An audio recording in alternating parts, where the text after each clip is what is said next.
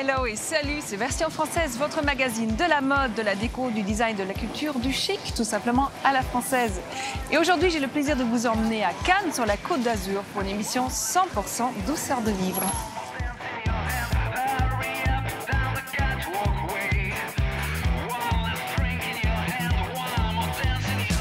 Aujourd'hui, on vous propose un portrait du nez qui crée les parfums de la maison Dior, François Demachy.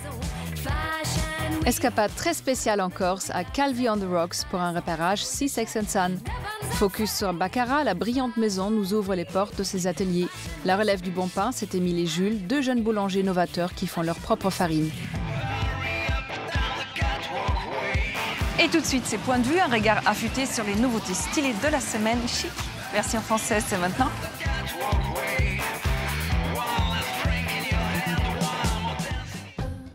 Vous avez une soirée imprévue et besoin d'une nouvelle paire de souliers dans la minute? La belle idée du jour va vous sauver, c'est Cabine. Cabine vous apporte chez vous, au bureau ou même au café du coin, une sélection de chaussures de créateurs que vous essayez immédiatement et vous choisissez ce que vous aimez. Le service est gratuit et le plus, leur promesse, en 1 heure à vos pieds. On n'arrête plus la mode des magasins monoproduits et aujourd'hui Paris fait fort avec un tout nouveau concept, la maison de la Chantilly. Passez votre chemin si vous êtes en plein régime, mais sinon courez-y. La boutique met à l'honneur la fameuse crème fraîche, sucrée, douce et légère comme un nuage sous toutes ses formes. Pure en cornet avec un café dans un chou, on en rêve. Nice to be alone in Paris, le guide qui se déplie façon carte à l'ancienne si certains sont inquiets à l'idée de voyager seul, c'est aussi l'occasion idéale pour faire ce que vous voulez sans concession. Cette carte contient plus de 30 adresses qui vous aideront à découvrir Paris tout en prenant le temps de flâner ou même de vous perdre. L'indispensable du jour, c'est un motif, les carreaux Tati. Le fameux tartan criard se retrouve partout. Si vous n'avez pas peur de faire craquer la CB, Céline ou Stella McCartney vous le proposent en manteau. Et pour les autres, c'est chez Tati même que ça se passe. La célèbre maison du cheap parisien revient en force dans le milieu hipster. Gentrification de Barbès oblige.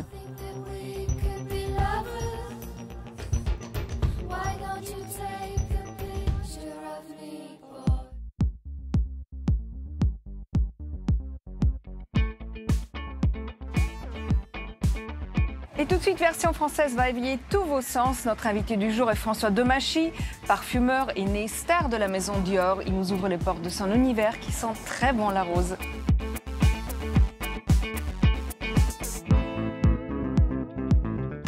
En 1947, Christian Dior est le premier couturier à lancer en même temps que sa première collection un parfum. C'est Miss Dior qui porte le nom de sa sœur, le premier d'une longue et prestigieuse série. Selon ce visionnaire et amoureux des femmes, le parfum est la touche finale d'une tenue. Il mettait la femme sur un tel piédestal que c'était une de ses façons de les combler, quoi. François Demachy est le premier parfumeur créateur attitré de Dior Parfum. C'est une autre façon d'exercer son métier. De toute façon, on est imprégné par la culture de la maison. Que ça soit son patrimoine, parce que là aussi, il y a des sources d'inspiration énormes. J'ai toujours en tête le décor des collections, où les murs étaient recouverts de fleurs, par exemple, multicolores. C'est un véritable voyage que ce nez a entrepris au cœur de l'univers de l'inventeur du New Look, à commencer par la maison du couturier à Granville. Ça faisait partie aussi de cette quête. Et moi, ce qui m'avait le plus touché, c'était en fait que c'est une maison qui est baignée par les vents. Et cette manière de mélanger les fleurs et cet art du mélange qu'il avait, quoi. Toute la difficulté, c'est de savoir conjuguer sa propre touche à l'identité de la maison très marquée. S'il est une inspiration que partage François Demachy avec le couturier, c'est bien l'amour des femmes. Et au-delà de ça, pour sa part, de la peau des femmes. C'est intéressant d'être baigné par ses peaux, par ses différentes carnations, ces différentes couleurs, c'est parce que on peut s'amuser à retranscrire ça aussi en odeur. Enfant de grâce, François Demachy se fait aujourd'hui l'héritier unique de Christian Dior. Il repense les parfums emblématiques de la maison. Il est l'auteur de la série des escales et crée les fragrances de la collection privée de Christian Dior avec des matières premières d'exception. Parmi elles, les fleurs de grâce sont devenues un de ses chevaux de bataille. Au domaine de Manon, le jasmin et la rose de mai reçoivent une attention toute particulière. Nous travaillons depuis plusieurs années avec François Demachy, un enfant de Grasse qui a grandi ici, qui s'est inspiré et imprégné de tous ces savoir-faire dans le pays de Grasse. Et il revient très souvent et il vient sur l'exploitation. Moi, venir ici, ça m'inspire aussi. Je veux dire, voir tout ce verre qui est parsemé de taches roses, eh bien, ça fait travailler l'imagination. Carole Biancalana et son équipe de saisonniers cueillent à la main des milliers de roses au petit matin. La rose de Grasse, qui bénéficie sur ses collines d'un terroir unique et d'un savoir-faire inégalé, est la base de presque tous les parfums de François de Machy. Elle a des touches poivrées et notamment une puissance aussi importante. Avec son côté mielé, elle s'associe remarquablement bien avec les autres éléments de la composition. Les notes ambrées, les notes patchouli, les notes boisées. Et c'est assez merveilleux d'avoir un produit presque universel. Dans son laboratoire à Paris, François de Machy dispose de milliers de fragrances. Incroyable trésor avec lequel il crée des parfums qui enchantent le monde entier. Patchouli, ambre ou santal, toutes les fragrances sont conservées ici et pour les plus fragiles, à l'abri de la lumière. Toutes les fioles que vous voyez là sont des matières premières brutes. J'aime bien les sentir de temps en temps, savoir me rappeler précisément ce qu'elles évoquent, ce qu'elles sentent et surtout leur puissance. Un parfum, on l'écrit un peu comme une recette, voilà. Mais malheureusement, il y a une dérive entre l'idée que l'on a et la réalisation qui en est faite. Donc le nombre d'essais est là pour réduire cette différence entre l'idée et la réalité. François, c'est ça qui me touche, c'est sa capacité à faire le lien entre le monde du luxe, le monde du parfum et en même temps les gens qui travaillent. C'est important de créer des relations humaines parce que le parfum c'est ça. Le parfum c'est un échange entre les gens. Nous avons créé une association qui s'appelle Fleurs d'exception du pays de Grasse parce qu'il était important que les générations se renouvellent et qu'on puisse réinstaller des jeunes, éveiller des vocations. Ce travail-là a été vraiment très compliqué jusqu'à ce que les grandes marques comme Dior reviennent contractualiser, pérenniser des exploitations. Amateur de peinture, rêveur, génie de la parfumerie, François de Machy est avant tout un homme secret qui semble se nourrir de contacts humains, de paysages, de savoir-faire et de milliers de notes olfactives que lui offre la nature et qu'il sait conjuguer pour le plus grand plaisir de nos sens.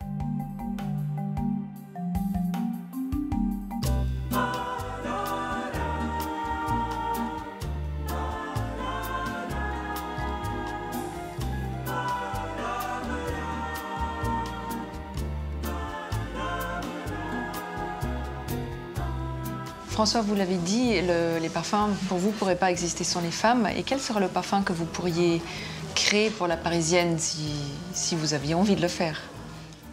Oh, j'ai essayé, hein. Quand même.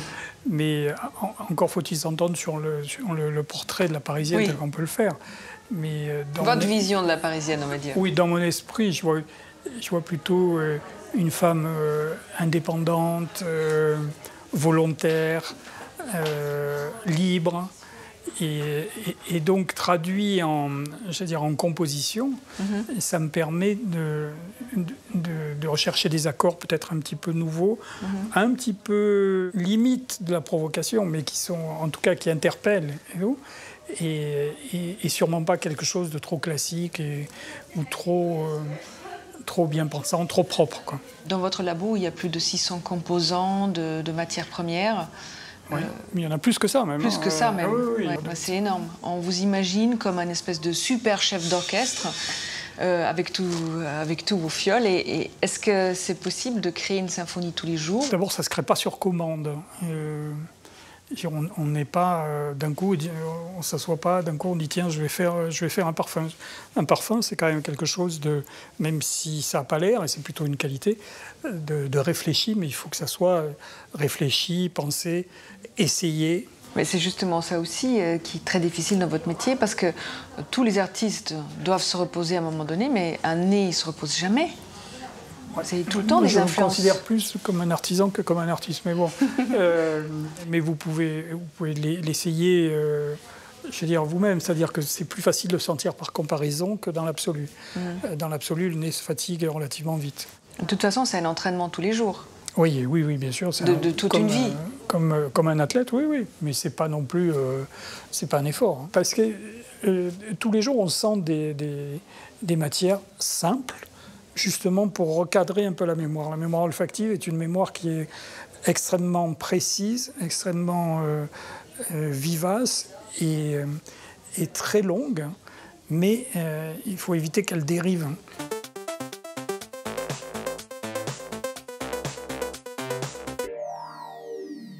Aujourd'hui, Version française vous emmène pour un repérage très spécial au paradis. C'est en Corse que ça se passe, l'île de beauté a bien mérité son nom. Et plus particulièrement en Haute-Corse, où nous vous proposons une balade magique à la découverte de Calvi. Située face au littoral de la Côte d'Azur et bénéficiant d'une météo à rendre jaloux tous les Parisiens, la petite ville de Calvi est devenue un des lieux privilégiés en Corse et attire de plus en plus de curieux. Baladez-vous dans les petites rues tranquilles de la ville, ou flâner sur le port dévoilant une flotte de petits bateaux colorés. Pour les courageux, il faut monter. Inébranlable décor, doté d'une richesse historique et patrimoniale, la citadelle de Calvi se dresse avec fierté au-dessus de la ville. Oui, il fait 38 degrés à l'ombre, mais tant pis, car grimper là-haut vous réserve une belle surprise, la vue imprenable sur la Méditerranée. Puis, vous pourrez arpenter ces ruelles pavées et découvrir l'univers dans lequel certains diront que Christophe Colomb est né. Véritable écrin entre mer et montagne, Calvi est aussi et surtout connu pour son festival, Calvi and the Rocks. Le festival de musique se déroule depuis 13 ans dans la ville et sur les plages qui se métamorphosent à cette occasion en mood Sea, Sex and Sun. Et la plage pour laquelle nous avons eu un véritable coup de cœur, c'est celle de la ville à Schweppes, nichée dans une crique aux eaux transparentes. Rencontre avec Benoît, le responsable événementiel, interview sur son bateau. On est sur une toute petite paillote qui est accessible soit par la mer, soit à pied via un petit sentier. Et on a choisi cet endroit parce que c'était vraiment un écrin. Pour moi, c'est vraiment un endroit qui représente vraiment la Corse. À Calvi, je trouve que c'est un site assez exceptionnel. Tu vois le dépaysement. Ouais, c'est vraiment un festival à la cool. On se lève le matin, on se laisse porter jusqu'au bout de la nuit.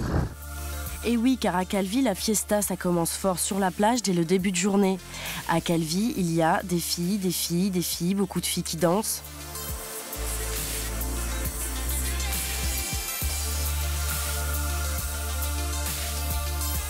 Non, mais il y a aussi des hommes quand même. Salut. Salut.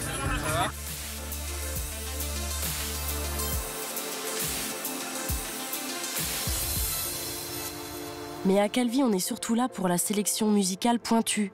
On a été rencontrer plusieurs musiciens et DJ qui étaient là, le barjo Double, les petits jeunes de Haute et le groupe Nose. Ils n'étaient pas super concentrés mais hyper de bonne humeur. On leur a tous demandé ce qu'ils pensaient du festival. Calvi, c'est assez pointu musicalement. C'est un peu le gratin dauphinois, la crème de la crème de la musique électronique française. Calvi, c'est un festival assez paradisiaque. C'est juste un temps sublime, de la bonne musique, des bons moments, quoi. C'est un festival qui effectivement est assez pointu dans sa programmation. C'est la plage, c'est la mer, c'est des gens qui sont contents d'être ensemble, enfin on dirait. Des gens qui apparemment sont contents d'être ensemble donc, et qui se retrouvent la nuit venue au cœur de la ville, dans le Théâtre des Verdures, le lieu où se déroulent les concerts jusqu'au petit matin. On a été parler avec Xavina, elle est calvaise et elle bosse pour le festival. Alors c'est quoi l'idée de Calvi and the Rocks? L'idée c'est vraiment de se caler au maximum au style de vie qu'on a à Calvi. Jean-Marie Tassi, qui est le créateur principal de cet événement, elle m'a appelé ça la Dolce Vita. On pense Calvi, on mange Calvi, il y a beaucoup de musique, c'est vraiment le cœur du festival. On voit des styles incroyables, enfin toutes les barrières tombent. C'est vraiment un lieu de rencontre incroyable. Un lieu de rencontre incroyable, un joyeux bordel qui se dandine jusqu'au bout de la nuit sur les line-up d'Azelia Banks, Brigitte Damien Lazarus, Club Cheval, Étienne de Crécy, Hot Shift, Marco de Santos, The Do et j'en passe. Allez, maintenant, on donne la parole à ceux qui ont une dernière déclaration d'amour à faire à Calvi and the Rocks et on rentre chez nous dans le froid, dans le gris et dans la pollution. Calvi, c'est un peu comme ma mère, quoi. Le centre du monde. Oh bah, moi, c'est toute ma vie. Dolce Vita et amour.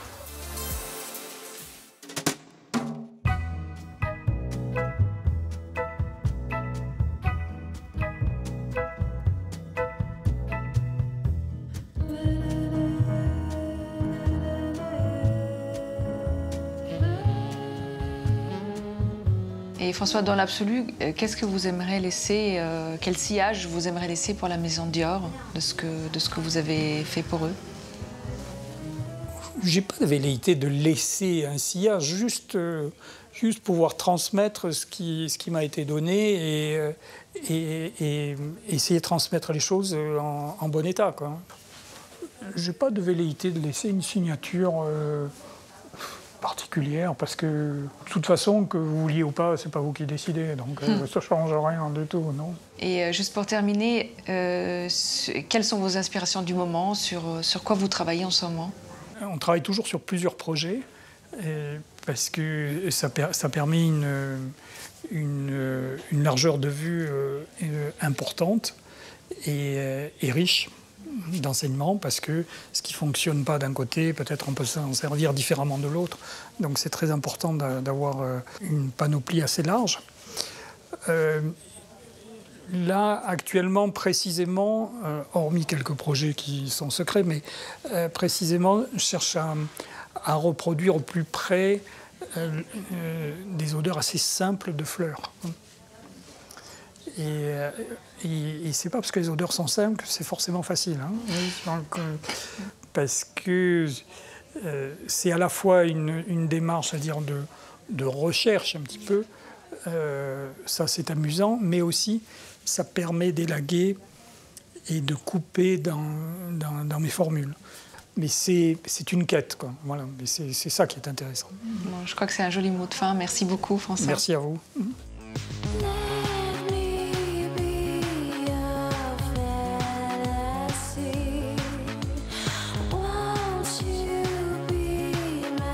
Et tout de suite, focus sur un savoir-faire magique. Bienvenue dans la maison Baccarat. Ici, le cristal traverse les époques sans jamais perdre son éclat.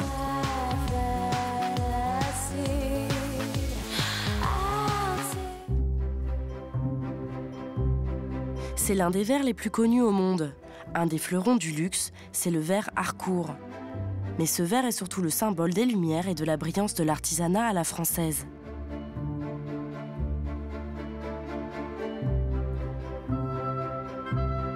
Michaela Allersch, conservatrice et directrice du service patrimoine de la maison Baccarat, nous dit tout de ses secrets. Le verre Harcourt est en fait un verre à jambes.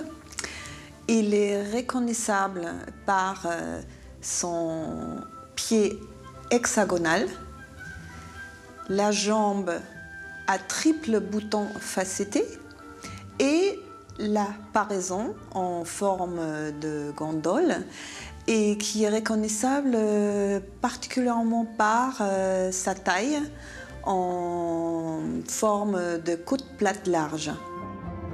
C'est sous le règne de Louis-Philippe, dernier roi de France, que le verre Harcourt est créé en 1841. Il fait alors partie d'un service. Il comportait à l'époque un grand nombre de références. En tout, on peut parler d'une trentaine de références. Le verre Harcourt décliné en verre à eau, verre à vin rouge, verre à vin blanc jusqu'au petit verre à liqueur, complété par des différentes tailles de carafes, des saladiers, des compotiers, selon l'usage de dresser une table, et c'est adapté en fonction de changements d'usage pour en arriver à être complété courant du XXe siècle, même avec un service à caviar ou des petits gobelets pour le vodka. Le nom Harcourt est attribué au service par la maison Baccarat dans les années 1920, en l'honneur de la plus ancienne famille de noblesse française. Depuis, il continue d'ornementer les plus belles tables du monde entier. C'est donc le premier souverain français, Napoléon III, qui l'aurait choisi. Et c'est encore aujourd'hui la présidence française qui dresse ces tables pour les réceptions en dehors du palais de l'Élysée. Par exemple, dans la galerie des glaces au château de Versailles. J'y pense également à des grandes réceptions du roi de Maroc ou la grande commande pour le Shah de Perse pour la fête de Persépolis en 1971.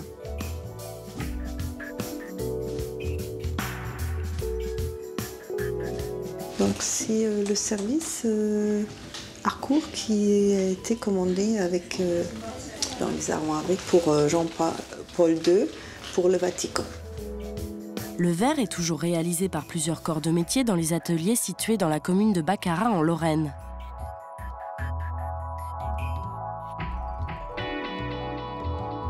Comme chaque objet chez Baccarat, le verre Harcourt ou le service Harcourt, l'objet, il est né par un dessin qui est ensuite transformé par le souffle du maître verrier pour lui donner sa forme.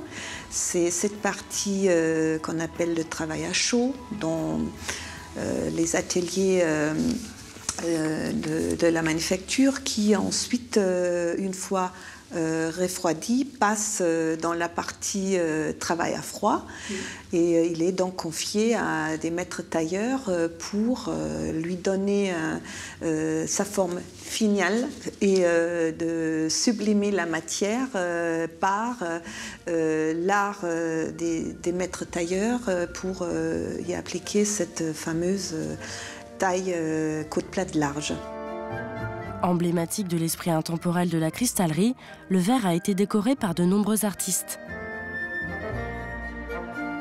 En 2002, toute une série de designers comme les Tsetse, Inga Sempe, Vincent Dupont-Rougier. Il a surtout été révisité par Philippe Starck, qui a été en fait révisité en cristal clair doublé en cristal noir. Donc j'ai pensé à des gobelets Black Angel qui fait partie de la collection Dark Side. Autant de rencontres qui ont jalonné l'épopée de cette sculpture cristalline et l'on espère qu'elles seront encore nombreuses pour que son histoire ne cesse de s'écrire.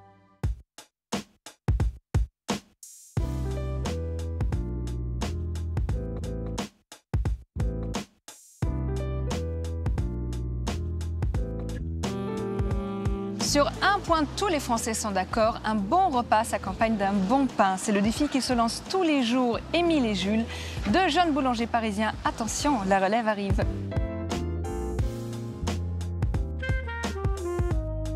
La ferme du Moulin des Moissons Gros-Rouve dans les Yvelines. Un havre de paix, une nature resplendissante, c'est ici qu'est fabriqué un des aliments préférés des Français. Véritable fierté nationale, le pain. Et nos boulangers du jour, c'est Émile et Jules, deux frères ainsi que leur père, Marc. Ensemble, ils ont créé il y a 4 ans Émile et Jules. Leur idée, fabriquer du pain en contrôlant toute la chaîne de production, de la graine jusqu'au pain cuit, tout en préservant une ferme qui appartient à la famille depuis la fin du 19e siècle. Marc, à la base agriculteur, a repris des études de meunerie et transforme désormais ses blés en farine. Marc produit sa farine grâce à un moulin sur meule de pierre, un procédé ancien qui conserve toute la richesse du grain. Notre farine est chargée, on appelle ça piquée, de son, très légèrement. C'est donc une farine semi-complète, sachant que le son apporte de la fibre. Et puis la meule de pierre protège le germe du grain, qui est très très riche en oligo-éléments. Et au goût, elle a quoi de particulier cette farine? Elle est bien meilleure que toutes les autres. Là, vous avez un vrai goût de blé. Voilà, vous avez, on communique souvent en disant c'est le pain au goût des moissons. C'est-à-dire moi, quand je mange du pain, notre pain, j'ai l'impression de faire la moisson. Voilà, pour simplifier, c'est des goûts un peu plus forts. Voilà, c'est un véritable aliment. Ça nourrit. C'est pas simplement quelque chose qu'on mange et puis qui disparaît après. Une farine ensuite travaillée côté fournil, la spécialité d'Émile, le fils aîné. Après des études en école hôtelière, il s'est formé au métier de boulanger. Je récupère une farine, on va la pétrir. Donc on met la farine, de l'eau, du sel et du levain.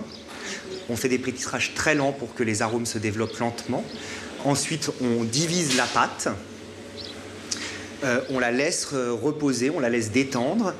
Puis on la façonne, on la met en forme, des pains, des baguettes, des pains plus ou moins gros, qu'on dispose sur des chariots en inox et sur des couches de lin. Et tous les pains passent au froid. Et on les fait lever toute la nuit à 6-7 degrés. Avec son équipe chaque jour, ils pétrissent ensemble et cuisent leur pain comme l'incontournable baguette. Les pains sont ensuite vendus sur les marchés, directement à la ferme une fois par semaine, mais surtout dans la boutique d'Émile et Jules, ouverte il y a un peu plus d'1 an à Paris. Ici, on trouve toute leur gamme de produits. Le best-seller d'Émile et Jules, c'est l'oreiller, un pain à la mi-couleur crème. Il réalise également des pains différents en fonction des saisons. Jules tient la boutique. On s'est rendu compte que notre clientèle parisienne est très réceptive à notre histoire parce qu'on n'est pas des boulangers comme les autres. On se considère d'abord, avant tout, agriculteur. Voilà, c'est notre histoire, le fait qu'on contrôle toute la chaîne.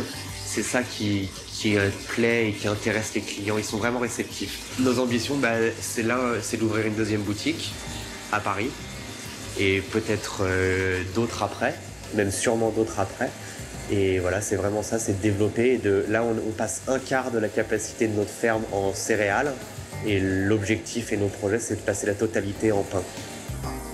Un bel avenir au pain de la ferme d'Émile et Jules.